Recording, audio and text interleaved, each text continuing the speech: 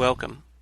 I'm Sebastian Mahfood, and you're listening to WCAT Radio, the on-air wing of En route Books and Media, bringing you the dulcet sounds of Catholic wisdom.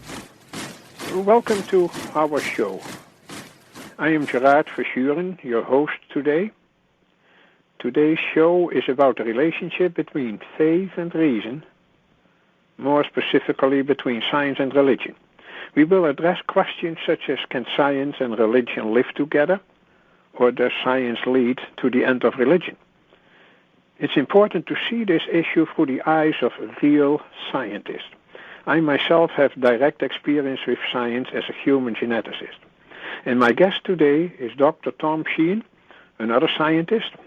Welcome to the show, Tom. Can you please explain to us what your background is in science? Sure. Thank you very much, Gerard. I'm a physicist, now retired. I went to MIT for both bachelor's and PhD degrees in physics. So my career has been primarily in what I'll call energy sciences. So I'm not into particles or string theory or that sort of stuff. But energy sciences covers a wide range from nuclear power to solar energy. I had a particular specialty in the field of superconductivity.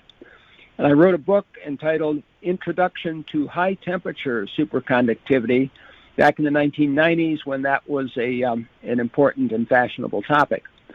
Along the way, I have also developed a very strong interest in the fundamentals of physics. And really that's where our talk is going to go today. Looking at the fundamentals leads immediately into metaphysics. Because when you begin to ask the why questions, then your path leads still closer to the concept of a first cause, which of course brings in God. So science asks how, but when you get beyond science and ask why, then you're into the question of causes. Now, over the years, what I've found is a very strong connection between science and faith. Physics points directly to creation by a very superior being, indeed, a transcendent God. A transcendent God is one who is not confined by space and time like us, but is the creator of space and time. So my studies have led me to challenge the way mankind sees time, because God doesn't have to be constrained by the mankind's view of time. God is not constrained by time at all. In fact, time is not constrained by human beings' limited way of thinking, and that's really important. Now, I became director of ITEST, that is the Institute for Theological Encounter with Science and Technology, ITEST.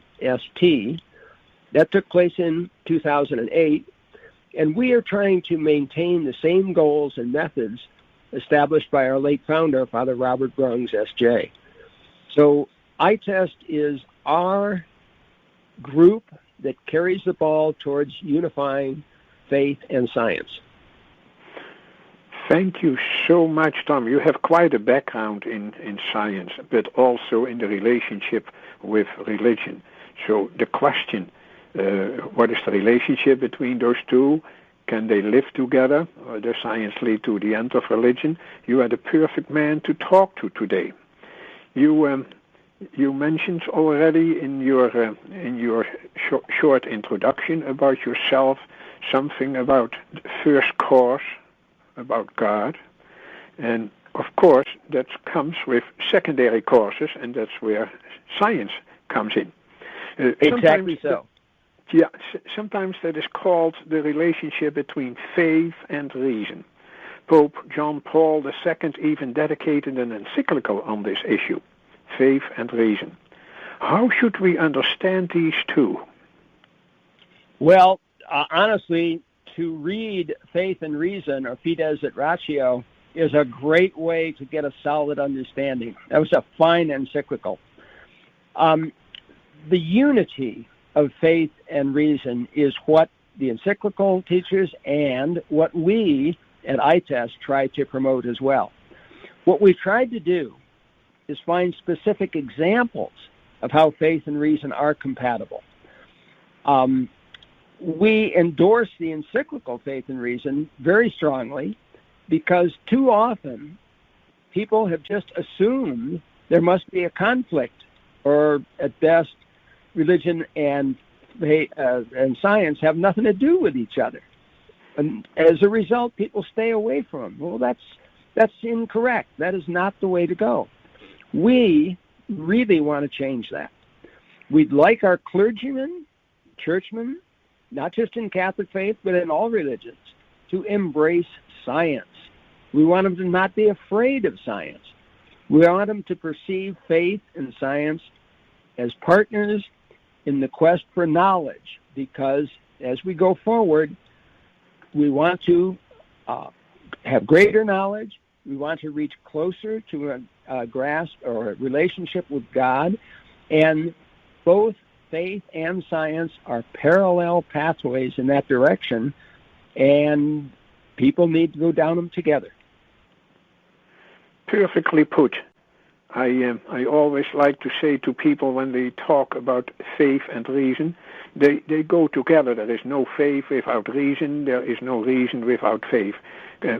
St. Augustine could not have said it more clearly. At one point he said, believers are also thinkers. In believing, they think, and in thinking, they believe. If faith does not think, it is nothing. You put that very clearly. There is a strong connection between the two. But when I look at your website, ITEST, then it seems that the reason part of the twosome is played by science too. Could you please explain that a little more to us? Right. One of the great lines that we all remember from St. Augustine is that the book of Scripture and the book of nature were both written by the same author, and they will not be in conflict when properly read and understood. Well, the hard part is properly read and understood. That takes real effort. But the important distinction to be made is that science and religion each answer questions that are in different domains. Science never says why, only how. The scientific method, which is how science is supposed to be done, whether in physics, chemistry, biology, medicine, and so forth. The scientific method is concerned with the application of reason to understanding natural phenomena. Starting from observational data, science employs reason to compose a fuller explanation of what we observe. A real good example of that is you look at these distant galaxies, which are rotating and so forth, and you figure, hey, our reason tells us that they're spinning too fast. They have to fall apart, but they don't fall apart. So there must be some matter in there that we cannot see, and that's where the notion of dark matter comes from. So that's an application of reason to understanding nature. Good scientists recognize when they have come to the boundary, because science does reach boundaries, and there's a place where science is unable to say more. Where trouble comes along is when people who do not really understand the scientific method try to extend science beyond its proper domain. And we've seen a lot of that in the last few centuries. They imagine their way into a set of beliefs that real science doesn't support at all. That is perfectly put. I might want to add to this that you mentioned before the first course. Science deals with secondary courses. Where do secondary courses come from? From the first course. Without the first course, there couldn't be any secondary courses. So what scientists are doing, they are just focusing on what you call the domain of secondary courses, but that does not prevent us from asking the main question, where do those secondary courses come from? And that's where God comes in. Now, some scientists claim that science can prove that there is no God. What is your response to those scientists? Well, they are really making a very sad mistake. It is just plain impossible to prove a negative. I mean, that's a basic principle of logic. Suppose I say there are no aliens. So then I got to prove that. Well, how? I've got to go visit every planet in the universe to check them all out. And I got to make sure they're not hiding behind a rock to keep me from finding them. But on the other hand, to unprove my statement that there are no aliens, all you got to do is find one. So trying to prove a negative is a very fruitless task that just doesn't work in science. And honestly, it's not the scientists who make a claim like science proves there's no God, but rather people who fail to understand science. And they merely quote what they've heard other people say. Authors in the 19th century, people who put together their ideas in a way that didn't really understand science, these were the folks who came up with the idea that science can prove there is no God. But science doesn't prove anything. Science doesn't even prove things about itself because science can always change tomorrow. The high point for the science shows God's irrelevance probably came in the 19th century, the late 19th century, when there was a perception of determinism that the molecules and so forth are just going to move around in certain ways, and you could calculate them all because everything's going to follow from the previous state, et cetera, forever. And clergymen really in the late 19th century were facing a real trouble because the belief was that science was so perfect. Well, yeah. Along came the turn of the century, Einstein, relativity, and then quantum mechanics, and that whole belief of the 19th century in determinism was just completely blown out of the water. But that was a phase where people went through the idea that science could prove that God maybe wound up the clock and then stepped back, but God didn't matter anymore. And that's the kind of mistake that is awfully easy to make. But if you do real science, you will find that you get a substantial body of knowledge, but it's still finite. And students need to be taught that so that they can think clearly. All of science, when you get done with it, it points towards God, not away from God. You are raising many points there, very good points. So what we have to teach students too is that science should be restricted to its own domain. At the moment it addresses other questions, it's stepping outside its own domain, and the scientists lose their expertise as scientists at that point. So that is exactly right. It's exactly right. It's a tremendous temptation, and too many people fall into it. Yeah. Oh, yeah, they do. And it's so interesting to see in the history of science, also in physics, that so many times we see that people thought they had found a final answer, and then a few decades later, it turned out it was not that final. So I always think of Max Planck. Yep. If people are not familiar with him, he's basically the one who came up with quantum physics. Quantum physics is quite a revolution, but he was told by his professors that don't go into physics any further because everything has been solved. Well, I'm glad he didn't listen to them, so he kept going. That was the point of view around the turn of the 19th to 20th century, that it's all been solved and there's nothing left to do. Boy, yes. What a surprise we got. Yeah, oh yes. And I saw the same in biology, which is my field.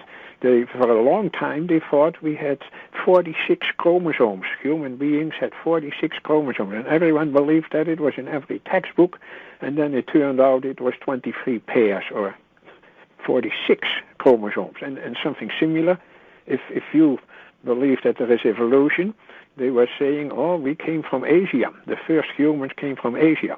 Now, the modern theory is we came from Africa, the out of Africa hypothesis.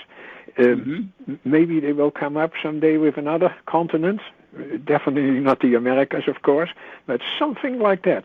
Nothing is final in science. And at the moment you ask questions to scientists, they have to sometimes step outside that safe domain, but they lose their expertise. I always say, don't ask the plumber to fix your electricity at home. They are not experts on that. So don't expect expert answers from scientists about things outside science. That is a very difficult issue. Can they prove that God does not? You made very clear they cannot prove that God does not exist. The only way we have to, if we want to prove that God exists, is the famous arguments for God's existence.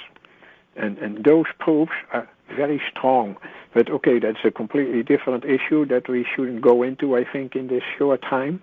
So let's go to the question, what role can science play in this discussion about God and God's existence?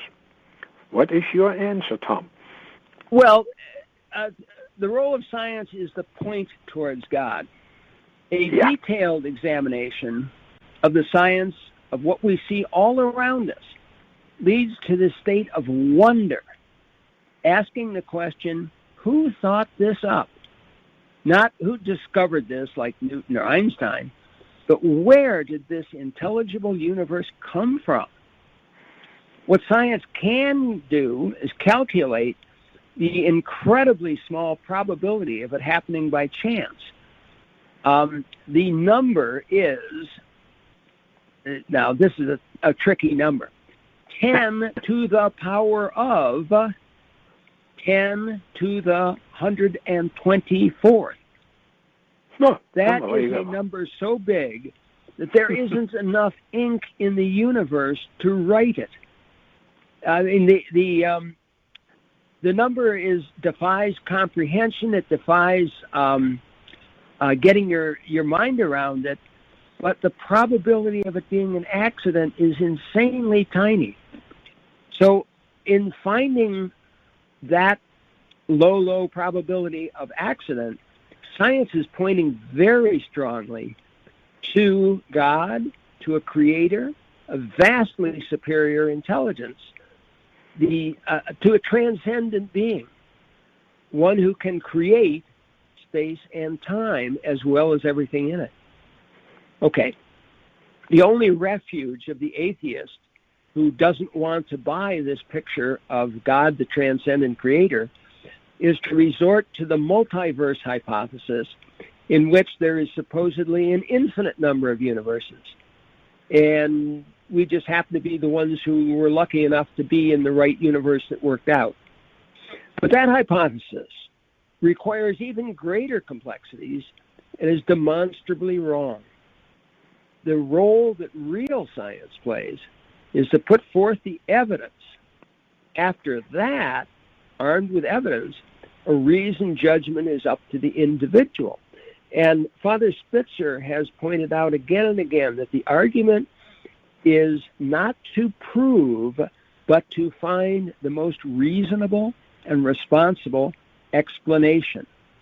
Science is trying to match what we observe, to match our understanding of the data, not to give an absolute, permanent, and forever proof. This shows again that somehow many scientists have a fear to even think of God or mention God. So they resort to what I call in statistical terms the law of large numbers. If we have many numbers, in an infinite number of numbers, then we are much safer, and we can say all the time, if we have enough cases, then there is a chance that what came out in this particular case was a pure chance event. But that declares everything a cosmic accident, a result of billions of years of random events. And I think that is a desperate move. I know it stays within the scientific domain, but only because of fear of something else the first cause that you mentioned before of God being there. So if people say reality is that the earth was made for us, designed to be our home, we cannot just resort to cosmic accidents. Of course, we can keep claiming that, but that doesn't prove anything. So, the real problem with an infinite number of universes basically stems from the fact that people don't know what they really mean when they say the word infinite. It's a mathematical term that says, there's always a next number, there's always something bigger, there's always more and more and more. If you had an infinite number of universes, you would have basically some duplicates of our own. The wisecrack is that in an infinite number of universes, in some of them, Elvis is still singing in Memphis, and, I used to say the Washington Caps actually win the Stanley Cup. But then, in our universe, the Washington Caps did win the Stanley Cup. But the line, Elvis is still singing in Memphis in some of those universes, is a good wisecrack to connote the fact that you have universes that are virtually identical to our own. And if you continue this infinite idea, in some of those universes, Hitler wins World War II. There are terrible, terrible consequences that nobody wants to think about. Some of those universes are really, really bad. And duplicates of ourselves live in those horrible, horrible universes. So the people who glibly say, an infinite number of universes, they don't know what they're talking about. The actual thought of a truly infinite number of universes is totally unthinkable to any of us. It's just too horrible to imagine. Yeah. So when you back off from an infinite number, you say, well, I just want a finite number of universes, like 17,304 or something like that. You can't have that. That isn't how physics works. If you're going to have these universes bubbling up one after another, which is one of the portions of the multiverse hypothesis, then the only choice you get is an infinite number of universes. So that multiverse hypothesis is a good, nice phrase for conversation. But when you look carefully at it, it really, really doesn't work. Besides, we are replacing God, the first cause, which many scientists consider to be a very hazy, elusive kind of concept, with an even more hazy concept of an infinite number of universes, which is basically ridiculous. But it shows how desperate they are to avoid the conclusion, the pointing to a first cause, to God, who is the cause of all the secondary causes.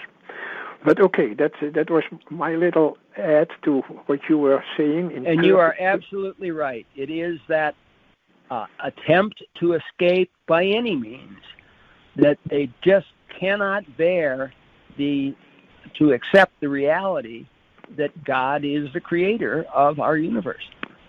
Yeah, correct. And that is the important point you and I are trying to make in this show, in this conversation. So I wonder, how should teachers of our future generation teach this to their students so that they don't lose their faith in God, in a first cause, and that they give up their unreasonable faith in science? What would you suggest? Well, the teacher has to realize and convey to the student that science is finite. Those who wish to get rid of the idea of God find themselves claiming science is infinite, and that's the mistake. But a teacher that is smart will realize that science is finite, and even in the early years, with little children, teachers need to explain to the children how science shows again and again the marvels of creation. I mean, it's just amazing. Everything in nature you look at, whether it be biological or physics or any of these things, every time science shows something wonderful, but it is pointing beyond itself, and science is pointing towards God. The teachers really need to just add that extra point about it. The children's sense of wonder is just amazing, and they can, I think, make the transition between the beauty of nature and the magnificence of God that it points to. Now, as a student matures, they are not just looking with wondrous eyes as the little children are, but they need to follow logic and reason carefully. And they need to grasp concepts about the scientific method so that they're not swayed by the glib slogans of popular culture. There are these wisecrack people on late night TV and stuff like that who will make slogans, but that doesn't make them true. It's just a catchy phrase. A smart student has to stay away from that. Yes. The problem is that we are going against this very strong tide. The tide is promoted by academia, by media, so they hear all the time that science is all there is. And now we have the new atheist. They keep saying that we only need science.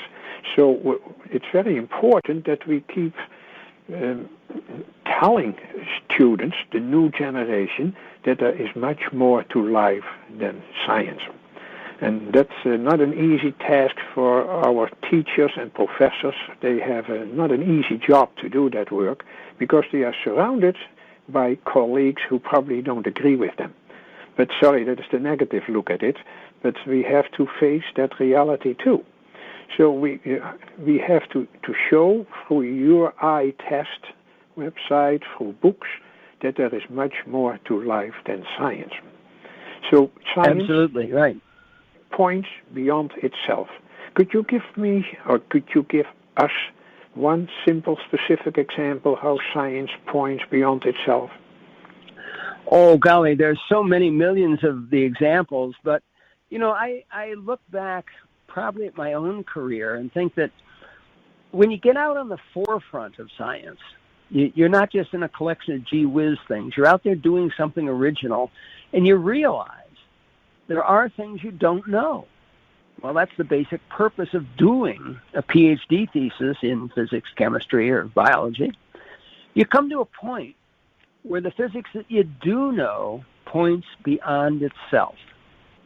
And at that point, you have to be creative, but you're still guided by your intellectual faculties towards an answer that is reasonable. And frankly, that's where the atheists have lost track of what really goes on in science. Because the wealth of data that we've accumulated on the known universe leaves us with this stark choice that we mentioned before. Either the universe was created by a far superior intelligence that transcends the universe of space and time, or else we're in this multiverse and just got lucky. But, an infinite number of universes, as we've discussed, doesn't really work. So it's just not reasonable to adopt such an elaborate belief in undetectable universes. This is where the atheist point of view is going wrong, and it's really simpler to just accept that our one universe was created by God. Now, there's a scientific principle about that. For centuries, science as a methodology has been guided by something known as Occam's razor, which says that you always choose the simplest solution that matches the data. And that's as true in contemporary quantum mechanics, astronomy, and certainly biology and medicine as it is of Newton's planetary motion. You never, ever stick into a theory things that you cannot be observed even in principle. And that is, I think, an example of where science recognizes that it itself, that science is finite. That's where you get to the point where You say, I'm not going to make an extravagant claim such as science is all there is, or science proves everything, or anything, that kind of stuff, but you are deferential at that point. You say that science points beyond itself, and in fact, science points towards the transcendent God that created us. I think that's a good summary of this show and this discussion. Real science points directly toward God. It's time we have to tie this up. I thank you, Tom, for sharing your expertise with us in both science and religion by using both faith and reason. You opened our eyes for the power of God in the midst of science. Dr. Tom Sheahen is a physicist and the director of the Institute for Theological Encounter with Science and Technology. If you want to find out more what they are doing, go to www.faithscience, no space in between, of course, .org. And you will enjoy what they have to tell you, and it will open your eyes, hopefully even more, for the power of God in the midst of science. Thank you, Tom. Talk to you later. Thanks very much, Gerard. You're most welcome. Bye-bye. Bye. Hello, God's beloved. I'm Annabelle Mosley, author, professor of theology, and host of Then Sings My Soul and Destination Sainthood on WCAT Radio. I invite you to listen in and find inspiration along this sacred journey we're traveling together to make our lives a masterpiece and, with God's grace, become saints. Join me, Annabelle Mosley, for Then Sings My Soul and Destination Sainthood on WCAT Radio. God bless you. Remember, you're never alone. God is always with you.